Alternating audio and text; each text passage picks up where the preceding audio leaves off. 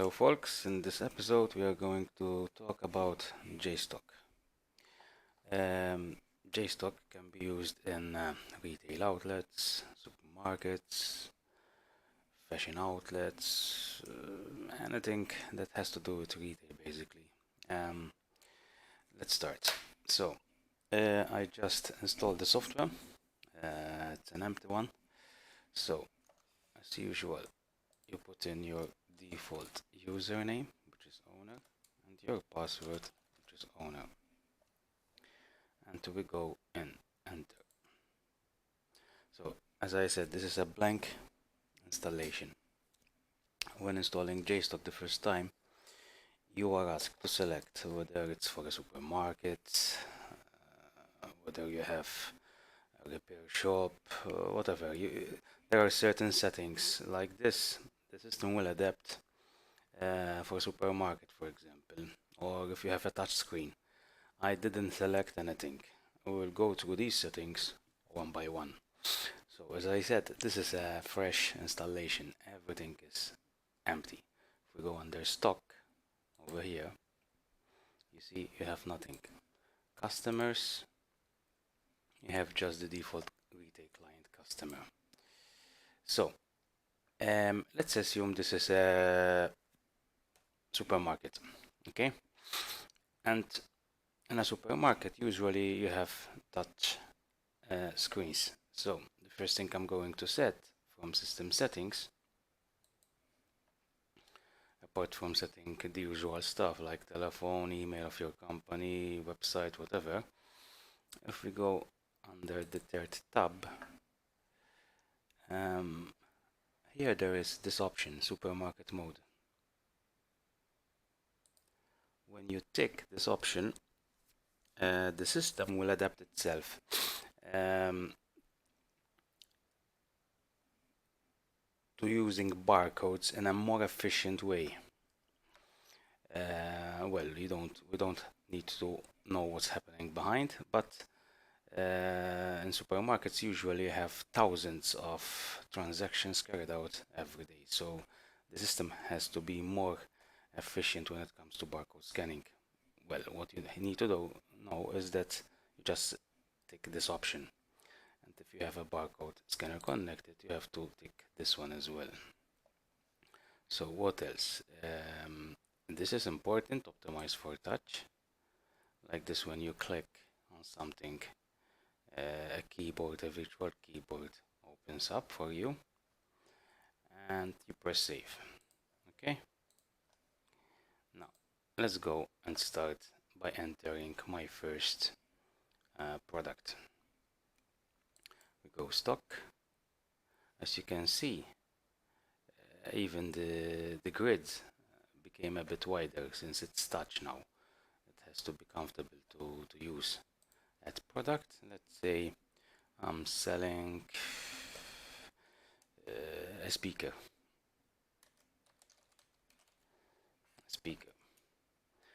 You put in the name and the code for your speaker.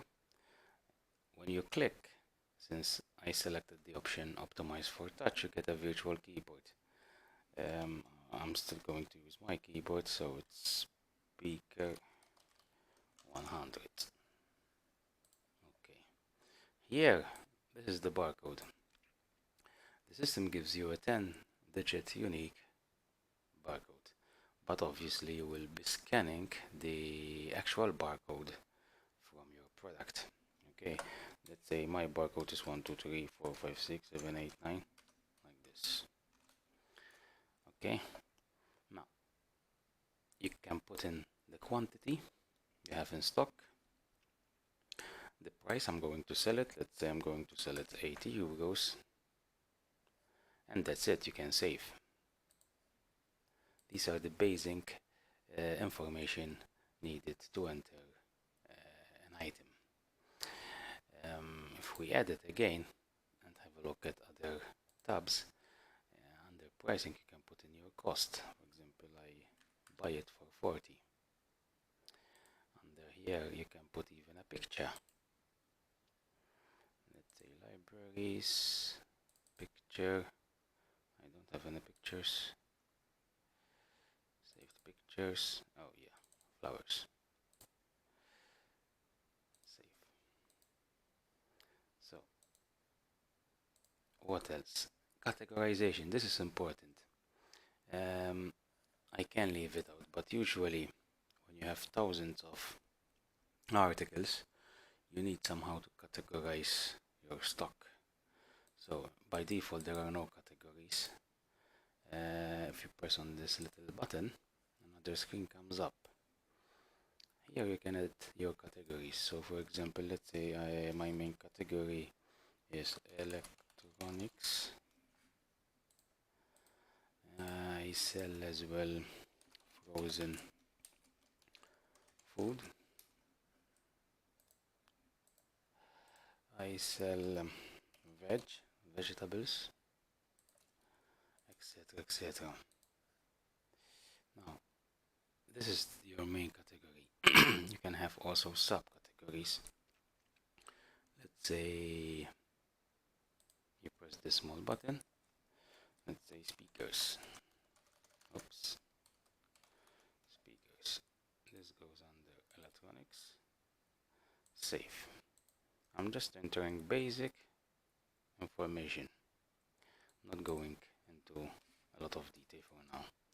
So as I said, to add a product, you go in the screen, stock products, press add product, you put in the name, code, you put in the barcode of the product, and you select your oops, I forgot to save it. Electronics, speakers, price 80 euros. Let's say I have let's leave it empty for now. Let's see what happens. I press save. So now this product is linked to this category and subcategory. As you can see, oops, I have to open and close. So I have electronics, I have frozen food, I have nothing till now. Veg, I have nothing. This is some filtering on your categories. So let's go and do a sale. Sale and purchases. New. So by default, as I said in the beginning, the system asked me to select your type of business. I left it empty like this. Together we have a look at the settings. Like this, you know where the most important settings are. As you can see, when I try to do a sale, the default transaction is invoice. I'm assuming I'm in a supermarket, so it doesn't make sense. It has to be a cash sale. So what we do, let me exit from here. In the screen transaction types, we select this cash sale and set that as a default. Now cash sale is the default. Again, there are many transaction types which come out with the system. The ones that you are not going to use, you can easily disable that. Like this, your list is shorter. Now let's not go into detail. Sales and purchases. Good. So now press new, cash sale, client retail, meaning you have a client in front of you. You are not going to take in any details. Okay. And you simply scan your articles. Now I happen to copy the barcode. Oops, here is my first message. Item speaker not available in stock, because by default the system does not allow you to sell anything which is out of stock. I can override that by going under system settings. We go here, other settings. First of all, do not warn about stock levels during a transaction. Let's click on that one. Press save. More settings. There's a button, more settings. There was another one. Do not allow to sell items which are out of stock. I switch that off. Now it should allow me, if I go back to sales and purchases, new, I can scan my, as you can see, I scanned it 5 times. If you do a mistake, you can remove it. Okay.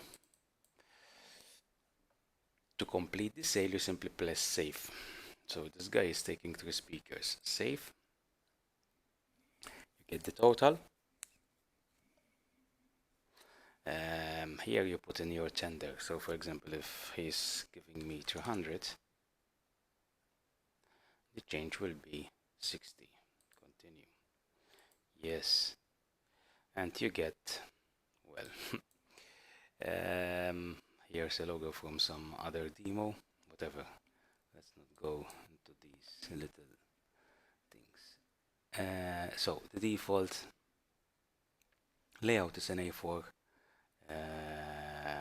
invoice, but in a supermarket obviously you need a receipt, 80 millimeters wide output. So if we go back in system settings, report designer, you can select this from here, detailed fiscal receipt, save. Let's do it again. Let's do another sale, new, and you scan, and I press save, continue, yes. Oops, now it's much better. Now obviously this will go directly on your printer, but for now, for the sake of this demo presentation, we are just showing the preview. Once you go live, you can go in system settings, other settings, and there is this nice option here, print receipts or bills directly to the selected printer without showing a preview. But for now, I'm going to leave it like that. So something important I want to show you is under other settings, more settings, there's this option, show item selection pad in transaction screen. If we select that option and we go back here, now we have this touchpad on your left hand side, which is more easy to use, especially on touch screens. So look, if I want my item, I can just simply click on that button. Frozen food, I have nothing. Veg, I have nothing. I press save, continue, yes, this comes out, and that's it. If we go under past transaction, you can see all the cash sales that I did today. 1, 2, 3. Okay, to close the day, press the Z reading from here. To see how much you made from the morning till now, you press the X reading from here. So let's continue with some more complex articles. So let's go back to our stock products. In this video we're going mainly to concentrate on these 2 screens while looking at some settings like this. You know where the settings are basically. So let's go back on stock products and we create another item from here. Let's say what I'm going to add,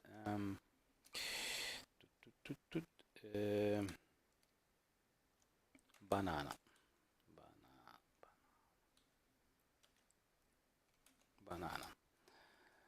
Now let's say the price of this item is per kilo. Okay, so banana, the code banana. Okay, quantity we can leave it empty. Let's say the price is 2 per kilo. Now the way it works, this you leave everything as it is, so meaning the barcode is the one the system gives you. If we go under other details, there's this option, weight. You can put a 1, meaning this price is per kilo. Okay, save. So what I forgot, edit, I forgot to link it with veg at least. Let's make it a bit realistic. So I entered this item where I put in the price per kilo. Let's see what happens. So sales and purchases, add veg banana, and you get this window asking for the weight.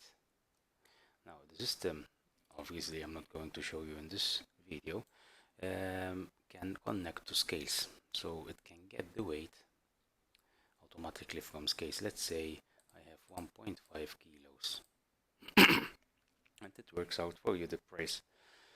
Okay, save, continue, yes, exit. Now let's add another item. So this item was per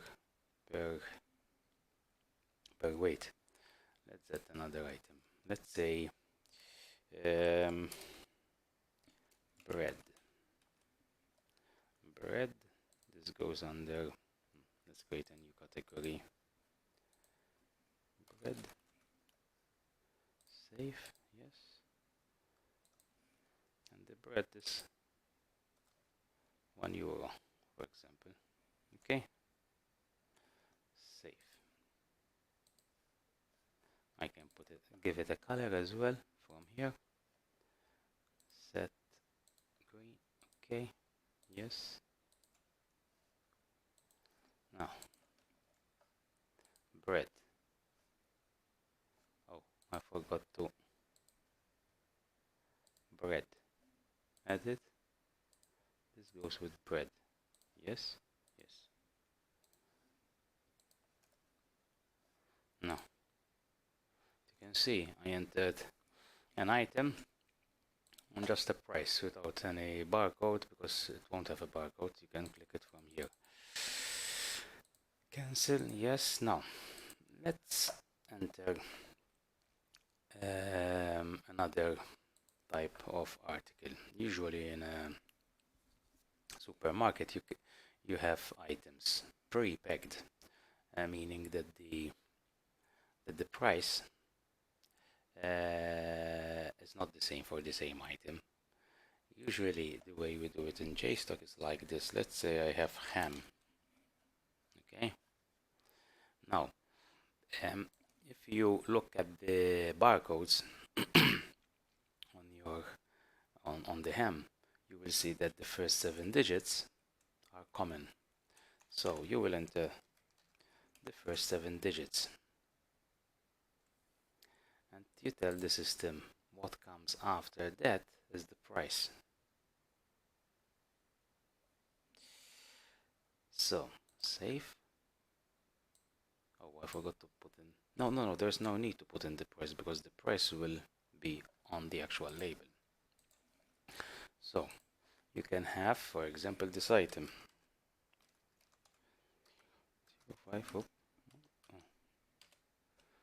meaning the price of this pack of ham is €5. So when you have items which are pre-labeled and the price is on the actual label, you simply put in the first 7 digits and you select this option, the second one. These are the most common scenarios in a supermarket. What else do we have in jStock when doing a cash sale? So as I said, you can scan your item, you can select it from here, you can select it from here as well, from this list. You can search for it, for example, in case the barcode is not readable. But you can also use this option at service. This screen it simply lets you put in anything which is not from your articles. For example, delivery fee, you put €15 and you get it as an item here. So as you can see, it's quite flexible. I think for this video it's more than enough. And the next videos we're gonna look at how to create invoices, not just guest sales. Okay, and maybe start doing some purchases. But I think for this video it's more than enough. Thank you folks for watching. See you in another